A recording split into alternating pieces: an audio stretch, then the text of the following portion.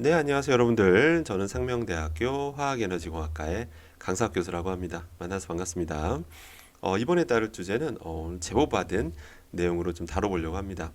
저도 이제 몸이 한국에 있다 보니까 미국의 이런 따끈따끈한 소식을 바로 접할 수는 없잖아요. 그런데 우리 구독자분님께서 아주 그냥 미국에서 나온 뉴스를 이렇게 캡처해서 제보해 주셔가지고 그 내용을 가지고 오늘 다뤄보려고 합니다. 어떤 내용이냐면 다시 한번 일단 먼저 그 구독자님께 감사드리고요. 오늘 다룰 주제는요. 일단 미국 캘리포니아주, 그러니까 미국 주가 많잖아요. 그 중에서도 가장 큰 주라고 할 수 있는 캘리포니아 주에서 나온 내용입니다.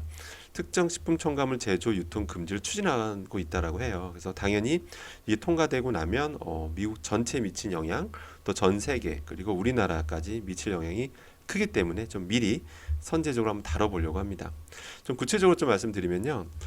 일단은 지금 그 주의회, 캘리포니아 주의회에서 특정 첨가물, 그러니까 특정 첨가물 특히 5개입니다. 5개에 대해서 이제 금지, 아예 사용 금지하는 이제 법안 추진하고 있는데 만약에 통과가 된다라고 하면 아직 통과된 건 아닙니다. 통과되고 나면 무려 2025년, 이제 얼마 안 남았죠? 2025년 1월 2일부터 바로 적용이 된다라고 합니다. 그래서 지금 문제 삼고 있는 게 5개인데요. 바로 브로마, 식물성 오일, 저 브로민산 칼륨 이런 것 뭐 프로필 파라벤, 뭐 적색 염료 3호, 뭐 이산화티탄 등인데요. 일단 뭐 참고로 말씀드리면 이런 브로마 식물성 오일 요거 있죠. 요거 같은 경우는 옛날에는 이제 콜라 등에 썼었습니다. 썼었는데 지금은 이제 뭐 우리나라에서 이제 뭐 쓰지 않으니까 그건 뭐 크게 걱정하실 필요는 없을 것 같고요. 저 이제 브로민산 칼륨 이런 것들은 이제 나중에 다시 한번 다루도록 하겠습니다. 그래서 오늘은 요거 그 적색 염료 중에서 3호에 대해서 한번 다뤄보도록 하겠습니다. 일단 우리나라에서 그냥 공식 표현은 이제 식용색소 적색 3호라고 하고요. 미국에서는 그냥 레드 다이 그냥 넘버 3라고도 합니다. 일단 화학 구조는 이렇게 생겼습니다. 이렇게 생겼고, 뭐 복잡하게 생겼죠. 생겼고, 이름도 실제 되게 복잡해요. 그러다 보니까 전 세계적으로 우리나라도 그렇고, 그냥 간단하게 그냥 적색 3호, 뭐 레드 다이스, 뭐 넘버 3, 뭐 이런 식으로 보통 이제 호명하게 되는 겁니다. 그래서 이런 구조는 이제 모르셔도 되고요. 아무튼 이제 다양한 색들에 대해서 이제 이렇게 숫자, 몇 호, 뭐 3호, 5호, 뭐 7호, 17호, 40호, 뭐 이런 식으로 숫자로 관리한다고만 알고 계시면 되고요. 어디 쓰이냐면요.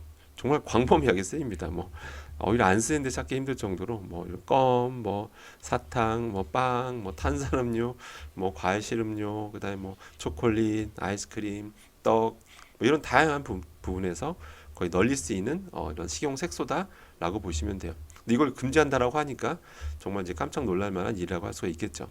그럼 왜 도대체 이걸 이렇게 지금까지 널리 잘 쓰고 있는데 왜 금지를 추진할까 한번 그 이유가 있을 거 아니에요. 그 근거가 있습니다. 이제 캘리포니아 그 주 내에 이제 캘리포니아 환경 건강 위험 평가국이라고 있어요. 거기 이제 그 자료에 따르면요. 이런 적색 염료 그 3호를 포함한 여러 가지 그 염료들이 있잖아요. 색소들이 그 어린이에 대해서 여기서 어린이를 좀 이제 문제 삼고 있어요.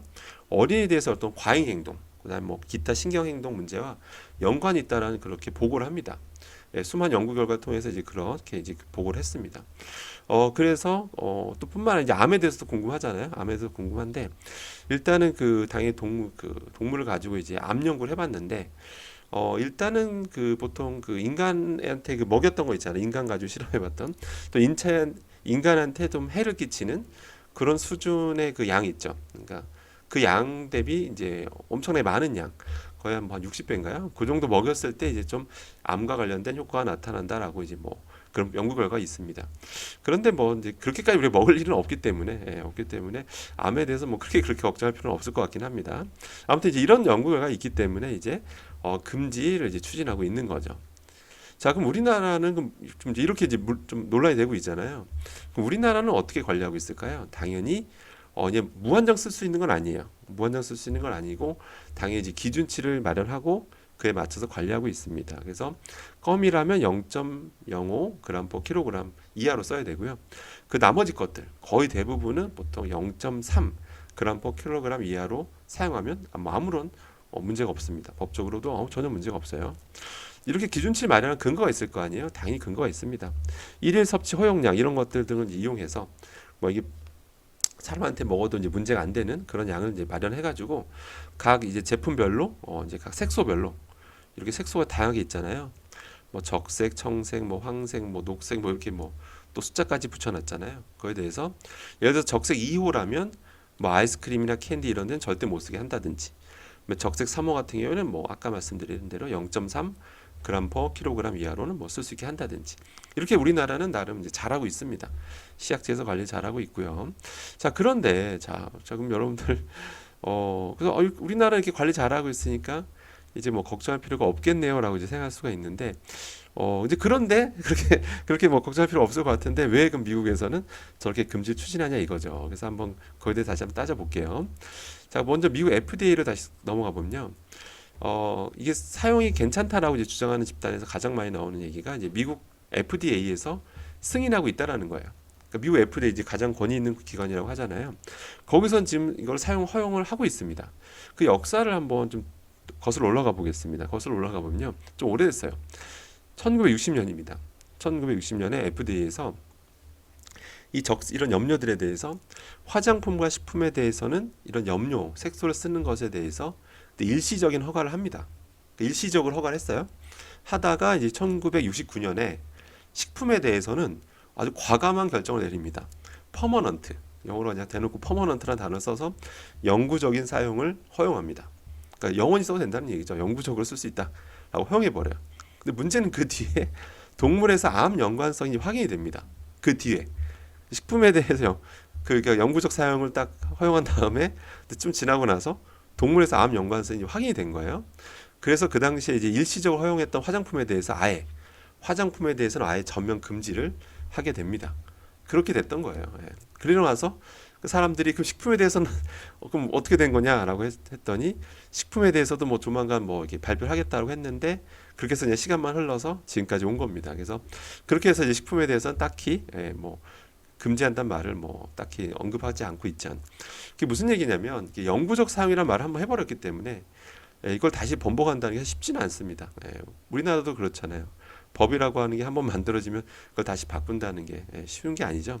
아무튼 그래서 명확하게 좀 더 결과가 나오지 않은 이상 아마 당장은 바꾸지 않더라도, 근데 이렇게 화장품에서 금지하고 있잖아요. 그러니까 뭔가 피부에 대해서는 확실히 암과 관련된 연관이 있기 때문에 그래서 이렇게 금지하는 거거든요. 그래서 근데 식품에 대해서 당연히 좀 더 연구가 더 많이 되면 당연히 또 어떤 결과 나올 수도 있잖아요. 그래서 지금 미국 FDA 승인하고 있다라고 하지만 나중에 이건 바뀔 수도 있는 결과라는 거. 아까 말씀드린 대로 화장품에 대해서도 바뀌었잖아요. 입장이 바뀌었잖아요. 그런 것처럼 식품도 바뀔 수 있다라는 거는 우리가 염두에 둬야 됩니다. 자, 그러면 결론입니다. 결론은 뭐냐면요, 식용색소 적색 3호에 대해서 지금까지 나온 그 암과 관련된 결과들을 보면 뭐 암을 걱정할 필요는 없는 것 같긴 해요. 워낙 고용량을 먹여야지만 이런 뭐 동물에서도 결과가 나타났었기 때문에. 그런데 지금 캘리포니아주에서도 문제 삼고 있는 게 이제 어린이 쪽이거든요. 어린이 쪽을 좀 되게 눈여겨보고 있어요.